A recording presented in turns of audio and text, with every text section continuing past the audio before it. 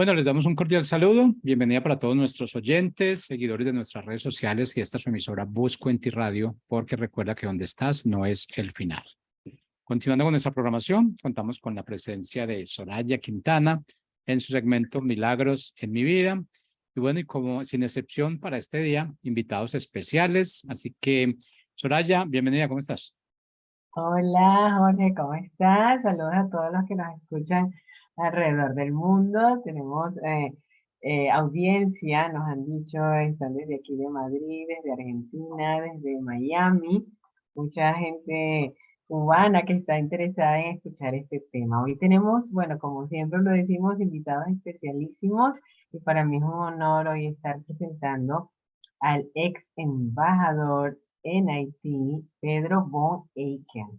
Ya lo pronuncié bien. Él está desde Argentina, Jorge está en Colombia, yo estoy en Madrid, aquí son 11 de la noche. Siempre me gusta ubicarnos porque me parece excelente poder estar en tantos lugares tan distantes, tan lejanos, pero cerca a través de las redes y poder conversar de temas interesantes.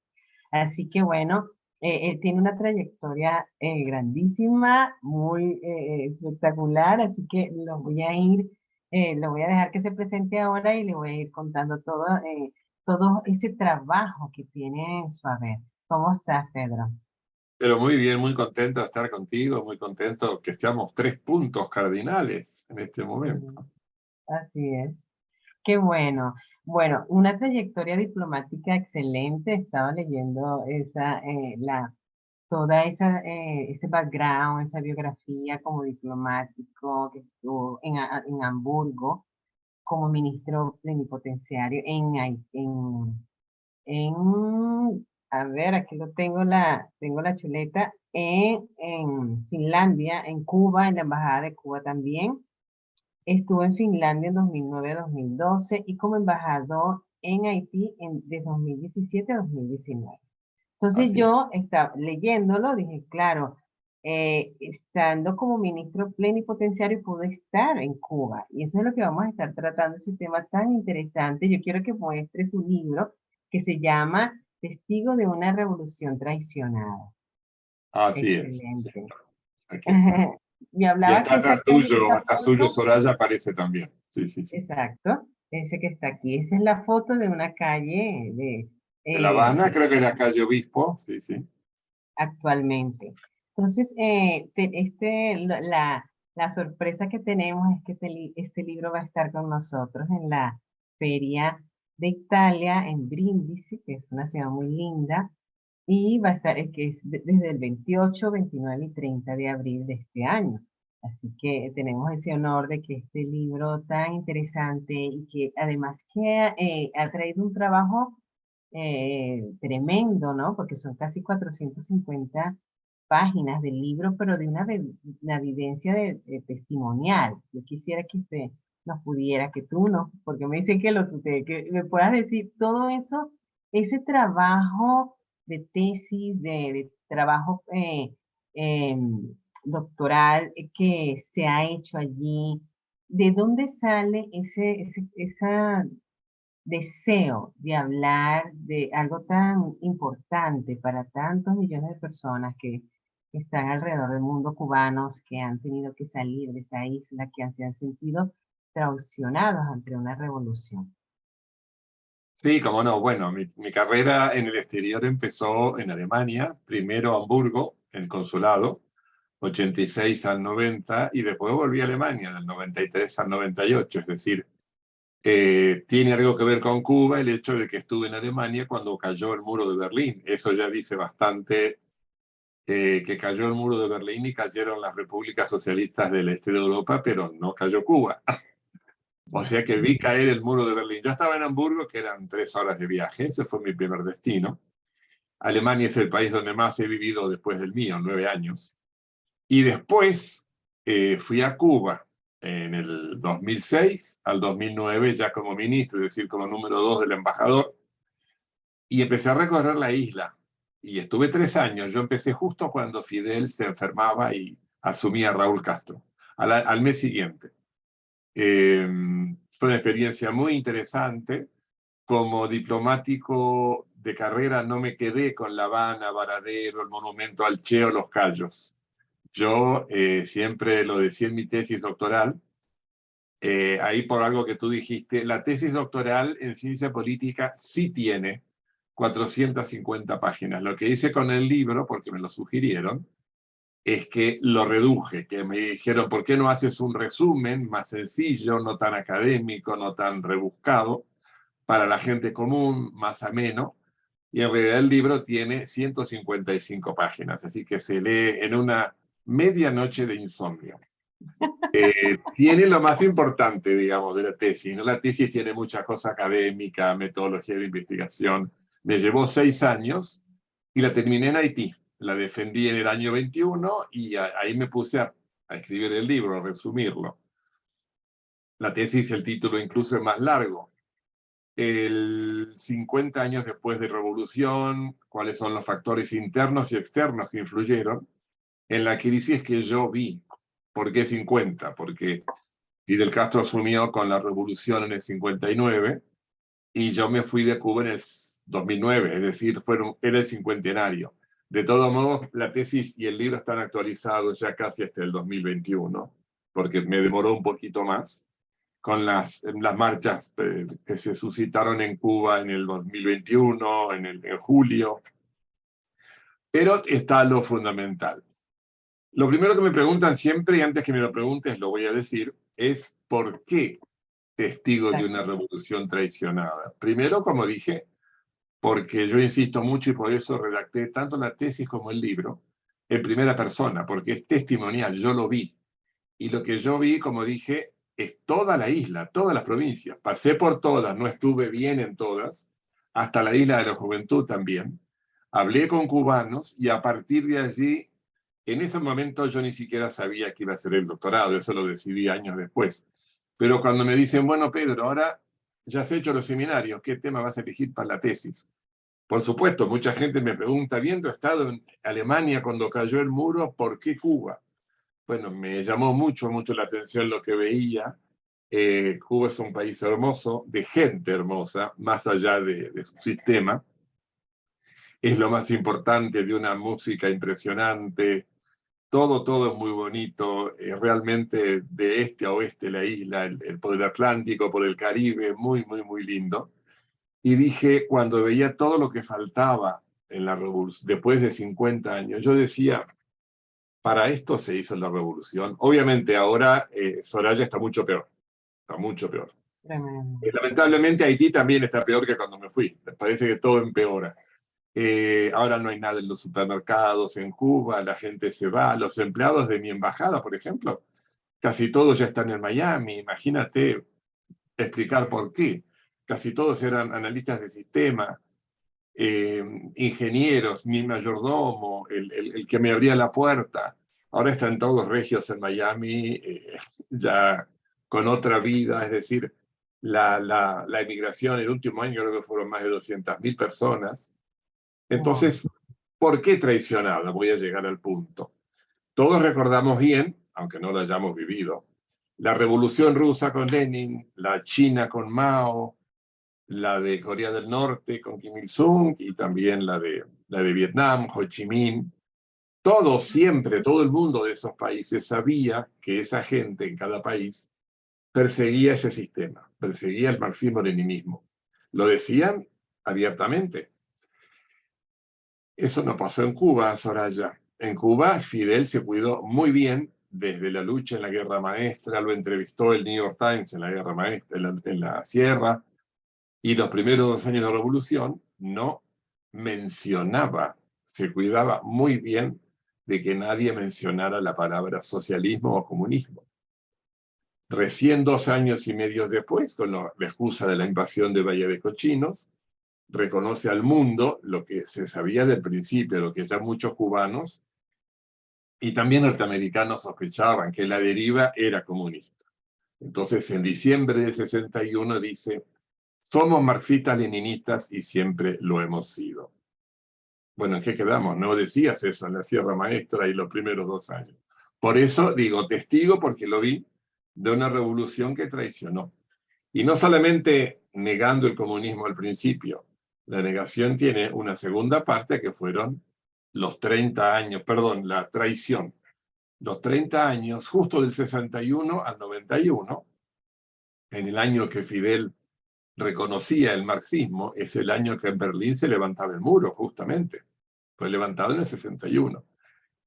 Bueno, se retiró, digamos, lo demonieron en el año 89, pero la Unión Soviética cayó en el año 91. O sea, fueron 30 años que Cuba está mucho peor que hace 60, ahora tenemos que decir 64 años. Todos los indicadores de La Habana, sobre todo La Habana, es verdad que el interior estaba un poco atrasado, los cubanos lo saben mejor que yo, pero los índices desde ingesta de calorías por habitante, educación, salud, en las ciudades importantes, sobre todo la capital, estaba muy cerca de Argentina, con Uruguay, con Chile, Venezuela en ese momento.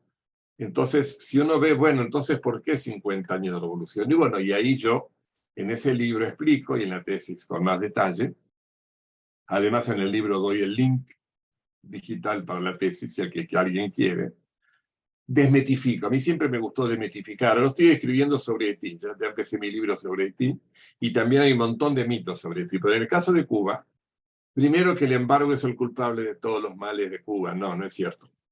Cuba es un global trader. Cuba puede comerciar con cualquier país del mundo. Es un embargo, no es un bloqueo, como dice la propaganda local. Y la tesis mía, la hipótesis de trabajo es que los errores, el ensayo y error, el centralismo, todas las políticas que intentó Fidel Castro y muy al final siguió Raúl Castro porque no ha cambiado nada, eso es lo que llevó a Cuba a la crisis que empieza muy, muy seria en la década del 90, cuando Moscú dice o pagas o se terminó la ayuda. Ahí viene la época en Rusia de Yeltsin y de todos los demás países de Europa oriental, ya todos Comunidad Europea, que también, con lo que también Cuba tenía, digamos, deuda. Y nunca se pagó, hasta que apareció el señor Vladimir Putin en escena, que en el 2016 fue a Cuba, condonó el 90% de la deuda. El mayor acreedor de Cuba era la Unión Soviética, Rusia. Unos 35.000 millones de dólares que nunca pagó. Me acuerdo que está incluso está escrito eso cuando Fidel dijo, nosotros a Rusia no le vamos a pagar. Es como diciendo, ellos cambiaron su sistema, nosotros no tenemos por qué cambiarlo. Mira lo cual era el razonamiento. Pero bueno, apareció Putin, también a fines de los 90 aparece Chávez, que en buena medida, no el 100% Chávez en Venezuela, pero en buena medida con el combustible y ayuda crediticia, reemplaza la asistencia que le vino dando la Unión Soviética a Cuba durante 30 años. Ese es el nudo de la cuestión del libro. Y mostrar también otras desmitificaciones. La salud y la educación para todos no es lo que era al comienzo de la revolución, que ahí sí se pudo hacer algo. Hoy en día hay mucho más marketing que realidad. Yo lo he visto, he ido a hospitales cubanos, he visto casi una colega mía de la embajada parir, tener un hijo en una clínica, y lo mismo, la esposa de un empleado mío en la misma clínica, la diferencia que había. En Cuba hay, y creo que había y hay todavía, farmacias para cubanos, farmacias para extranjeros. Me pedían a mí que les comprara remedios que en la farmacia para cubanos no había. Es decir, de eso trata básicamente el libro y la tesis más, digamos, detalladamente, ¿no? Todas las cosas que se venden, que Cuba prácticamente la historia empieza en el año 59, y hay una Cuba republicana de 1912 al 59 que ignora completamente. De eso se trata, ese es Soraya digamos, el nudo, lo más importante del trabajo. Bueno, hay algo que me admira, Pedro, es el amor por ir a lugares en donde hay personas muy vulnerables, donde hay necesidades y poder expresar y ser un intermediario de esa información o levantar la voz, donde mucha gente no lo hace y se queda callada, que eso es algo que me parece totalmente injusto. Y ahora yo como venezolana pues sentimos también que nos golpea, ¿no? Ese comunismo, esa injusticia, ese no hablar ante una situación terrible que están viviendo otras personas que son humanos como nosotros y que tienen necesidades iguales que nosotros necesitan que alguien exprese y levante la voz. Y eso Exacto. es de dónde viene ese deseo. Yo digo, solamente puede venir del Padre Celestial, de podernos concientizar, porque a veces vemos personas que no, ya no les importa, pasado el tiempo y bueno, cada quien que se la arregle como pueda, ¿no? Entonces, Así ¿de es. dónde nació eso? Tiene que haber un momento que hubo como un clic. ¿Cómo fue eso? Sí, eso y se manifestó quizá con más profundidad aún en Cuba perdón, en Haití que en Cuba, ¿no? La pobreza, la necesidad. Yo quizás puede tener la fe, puede tener que ver seguramente la presencia divina, que yo no puedo hacer un camino recto y andar sin mirar al costado. Yo tengo que mirar al costado. También lo hice en Haití, está bien. Cuando uno empieza, digamos, a estudiar, porque tú me lo preguntas en general ahora, no solo por Cuba, en Haití la miseria es más grande. Hay sistema, sí, capitalista, libertades, pero una miseria muy grande. Cuando empiezas a leer la historia de cómo se independizó Haití a partir de abolir la esclavitud, que en eso fue inédito, y cómo fue silenciado por el mundo. Haití fue el segundo país del mundo que se independizó de América. Primero Estados Unidos, después Haití. Si tú piensas, además, a partir de abolir la esclavitud, eso es inédito. Los hermanos africanos, si se quiere, de África, tardaron, Soraya, 150 años más, no para dejar de ser esclavos, pero sí para independizarse. En Wow. América Latina, en Estados Unidos, en Brasil, en Cuba, la esclavitud se abolió décadas después que en Haití. Eso también, pero tiene que ver con ya sé, no con mi libro sobre Cuba, pero sobre la pregunta que me haces, de mirar un poco para el costado. Yo me fui de Haití en el 19, pero tengo proyectos sosteniendo una escuelita muy pobre en Haití, que la sostiene con alcancías una población de Argentina, Wow. porque la educación es, como en muchos países latinoamericanos, el Estado no se ocupa, menos en Haití, no olvidemos, el 60% del presupuesto haitiano viene del exterior, de ayuda externa. Al igual que Cuba vive prácticamente de las remesas externas, eh, y uno ayuda en lo que puede, y a mí me impactó mucho, tanto en Cuba como en Haití. Yo creo que ya tengo título para mis memorias, pero para eso voy a esperar un poco más. El título es Entre el Caribe y el Báltico, porque estuve en 2 países del Báltico y en 2 países del Caribe, y los contrastes son bastante notables. Sí, sí, me parece algo admirable en ese sentido de poder levantar la voz por mucha gente que lo necesita, de poder ayudar al que es Exacto. vulnerable, al que está allí sufriendo y no hacerse la vista gorda, como decimos vulgarmente, Exacto. porque después de, como lo comentábamos, ¿no? Detrás de la entrevista, ahora ya está jubilado y cualquiera podría decir, "Ah, ahora voy a disfrutar, voy a dar la vuelta al mundo, no me interesa nada más, pero no, es ahora cuando más se está trabajando Exacto. en favor de esas personas. Y eso me Exacto. parece que es algo muy, muy bonito, ¿no? Y además de que veo cada día como ese trabajo de esforzarse, de poder que llegar a las latitudes, sobre todo que ese libro pueda llegar a Miami, que es donde está reunido esa concentración de cubanos que han sufrido esa historia tremenda, ¿no? Y nosotros, bueno, los venezolanos también estamos ahí detrás,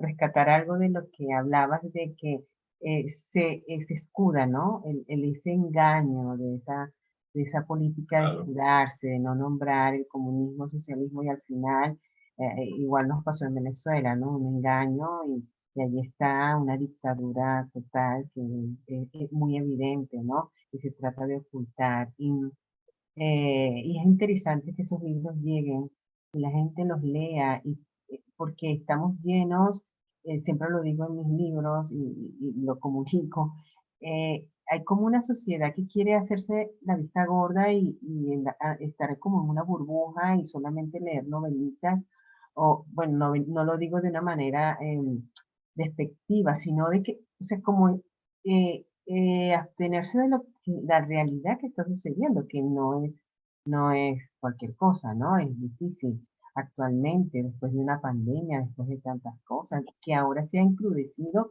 toda esa pobreza en esos pueblos. Así es. Terriblemente, tanta gente que ha muerto y nosotros no podemos estar como que, bueno, no me interesa, yo en lo mío voy a disfrutar lo que puedo porque ya ahora estoy jubilado. Entonces, ¿cuál es el próximo paso que tiene Pedro Bon Eiken para poder ir a las latitudes y llevar este mensaje? Bueno, yo por lo pronto hace un año cumplí las bodas de plata con mi esposa y nos agarró la pandemia. No hace 3 años que no voy al aeropuerto a recibir gente, sí, pero a volar yo no. Así que estamos pendientes eso para hacerlo. Pues fue en el 97 a Tailandia. Pero no solo Ujú. eso, me han invitado a presentar mi libro a otros países y bueno, ahora sí ya puedo. Mi propia hija, mi única hija, que es catalana, nacida en España, vive en Canadá. Hace 3 años que no la veo. Está Wow. trabajando muy bien en Canadá como docente.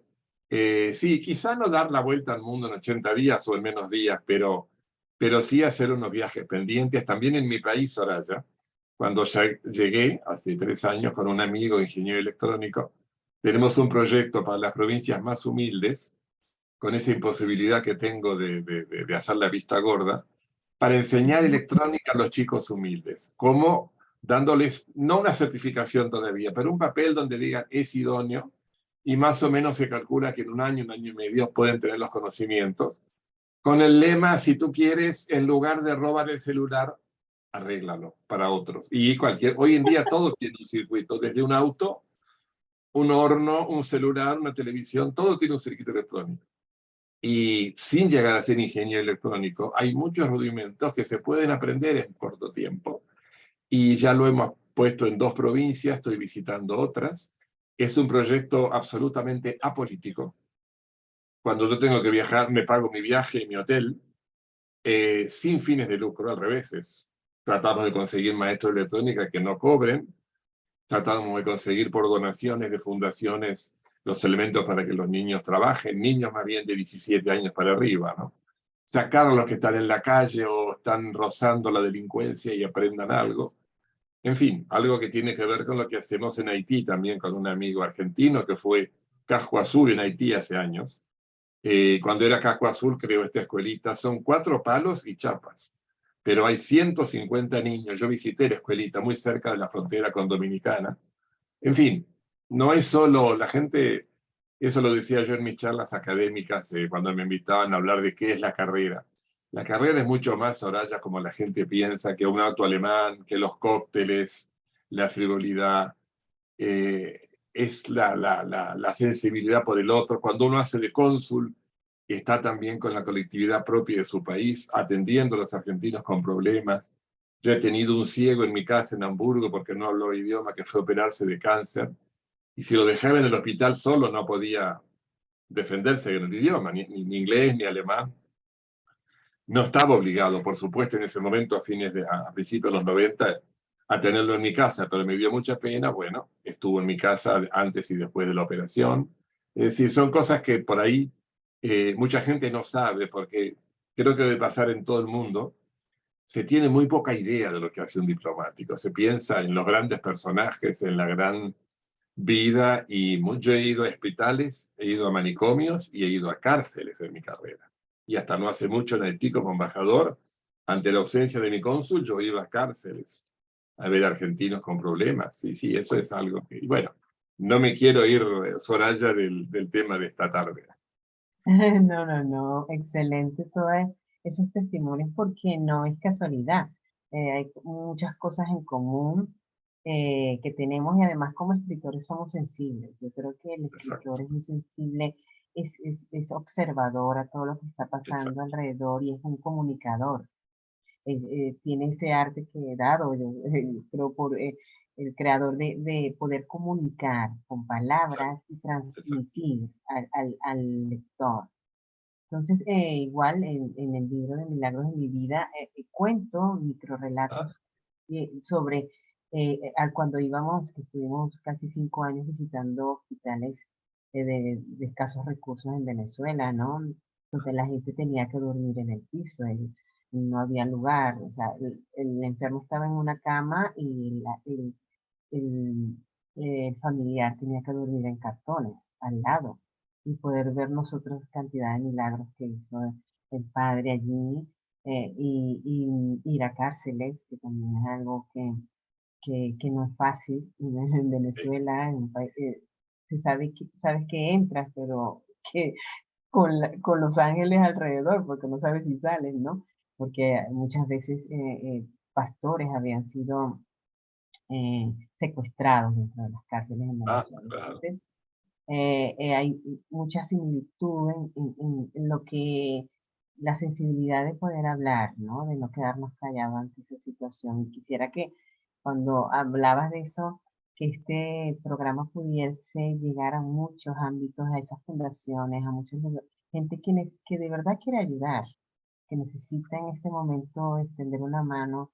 Y me acuerdo que la conexión es que cuando nos conocimos a través de un grupo de escritores en Sí. WhatsApp fue porque hablaba sobre el proyecto de Haití. Nosotros en el 2010 con una organización estuvimos visitando Haití, solo Uy, el año del terremoto.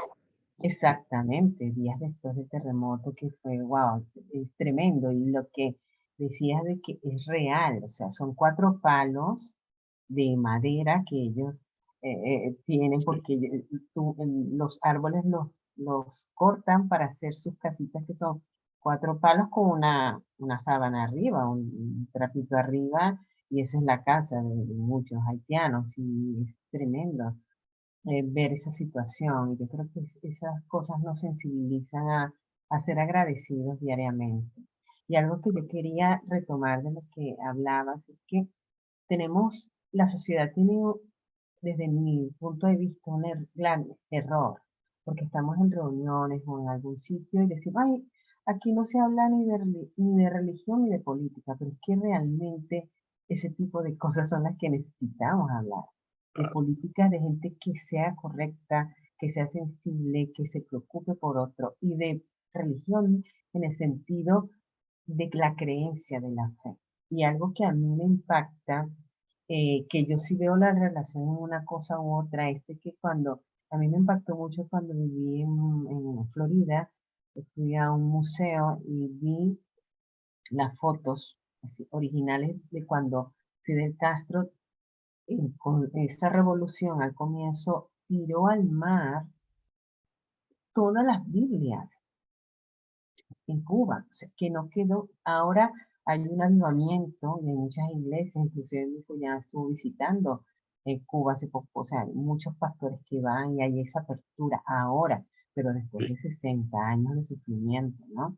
Y tengo muchos amigos en Cuba que yo creo, los voy ay, se va como un poco la luz. Le voy a enviar a ver, ¿qué es lo que pasa con la luz? Le voy a enviar no sé qué es lo que me pasa aquí con la luz, no me veo la cara, pero bueno. Voy a enviarles este programa en donde ellos hablaban de que realmente, espera, a ver, es algo de la luz que se me va, en donde ellos hablaban de que tuvieron que jurar de que al comunismo, de que ellos no creían en Dios, en el Creador, para poder tener la oportunidad de ir a una universidad. Y eso me parece terrible, que hayan llegado a ese nivel en la dictadura castrista, ¿no? Y es real, tengo amigos, ¿no? Que hablan de eso. ¿Cuál es ahorita o sea, el siguiente paso que tiene Pedro a través de ese libro nuevo que viene también de Haití? Mientras yo Bueno, el lo libro voy empecé a escribirlo ahora. Voy a hablar de muchas cosas, ¿sí? Primero de mi experiencia, de lo que yo vi, lo que conocí, lo recorrí el país. También es más pequeño que Cuba, lo recorrí casi entero también, casi 2 años. Y también voy a hablar de su historia. La historia de Haití es apasionante, desde la esclavitud y la liberación en adelante. La invisibilización que aún se hace de Haití, el silenciamiento, pero también voy a tocar la misión de paz, la MINUSTAH. También voy a hablar como digresiones del creol y del vudú, tantas cosas que se dicen del vudú, Soraya, cuando uno empieza a leer, a sumergirse en eso. Mucha gente que piensa que es solamente magia negra y es un enorme error. Es un credo multidimensional que tiene que ver mucho con la naturaleza. Todos esos temas voy a ir tocando, es curioso. En Haití, por ejemplo, hay más credos, digamos, hay más religiones cristianas que en Cuba. En los dos países es la mayoritario católico, pero en Haití hay más. En Cuba, por ejemplo, hay bastantes testigos de Jehová, hay mucha gente con fe, pero mucho menos que los que habían antes del 59. Por ejemplo, a nivel católico, recién podía ir a la iglesia y recién se podían poner pesebres y árboles de Navidad cuando fue el Papa Juan Pablo II la primera vez en el 98. Antes no solo perseguían a los sacerdotes, sino que perseguían a los que tenían un credo y lo manifestaban, sea cual fuera, no solamente el católico.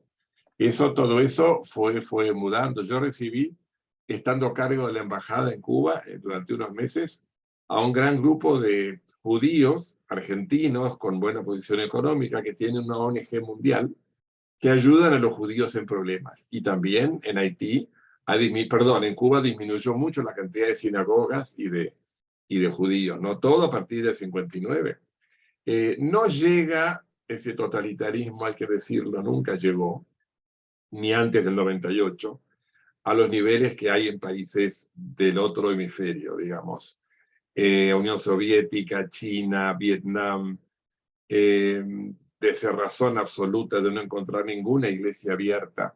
No llega a eso. La iglesia, de alguna manera u otra, yo diría quizás las iglesias, podían respirar, se podía ir. Lo que pasa es que, Soraya tiene tal credo, Soraya a la universidad no va a ir. Y no ibas, no podían. Wow. Campos de concentración para sacerdotes. Yo no conocí, ya falleció el anterior cardenal arzobispo de La Habana, estuvo en en uno de esos campos, porque no eran como los de Auschwitz, pero eran campos de concentración Wow. eh, para sacerdotes, para creyentes muy practicantes. Imagino que también se daba eso con los demás credos. Eso se abrió bastante en el 98. Ya no te persiguen por eso. Wow, qué interesante, me encantan esos temas porque es muy importante. Cuando conocemos la historia, debemos, o sea, aprendemos para tratar de no repetirla. Lo que pasa es que los seres humanos somos tremendos en ese sentido, ¿no? Pero necesitamos personas así que puedan eh, pensar, pensar en otros y hablar y levantar su voz, no solo quedarse en una conversación entre amigos, que es lo que suele hacer nosotros los seres humanos, ¿no? Ay, sí, mira lo que está pasando, qué terrible, y ya. Y ahí te quedaste, te fuiste a tu casa y seguiste tu vida como si estuvieses en una película, en una repetición, sino que necesitamos ser activos. Y así que esos Exacto. libros van a estar excelentes. Ese de Haití también me parece va a estar excelente. Y bueno, ya estamos a tiempo. Y quería dar gracias a Pedro por estar con nosotros, el ex embajador de Haití. Quiero que muestres el libro y que ellos puedan ver si lo pueden, se puede conseguir. Está en Argentina, está en Amazon también de una Está el manera digital en Amazon, sí, también. en Sí, sí. Kindle y va a ir presencialmente a la feria de Brindisi, Italia. Así que En la bienvenido. punta del taco de Italia, espero que les guste. Claro que sí, hermoso. Desde allá te vamos a entrevistar. Así que bueno, felicidades, gracias por estar con nosotros y va a haber una nueva oportunidad porque tenemos mucho tema que hablar interesante. Así que gracias a todos los que nos han escuchado. Saludos, gracias por estar cada lunes con nosotros. Gracias Jorge por estar allí en los controles. Y bueno, gracias Pedro. Habrá otra oportunidad. Saludos a tu esposa y que ese viaje sea de bendición. Bueno, gracias por ti, por esta emisión, pero también por todo lo que haces por la gente. No, no, para servir a que esos libros se expandan y lleguen a todo el mundo.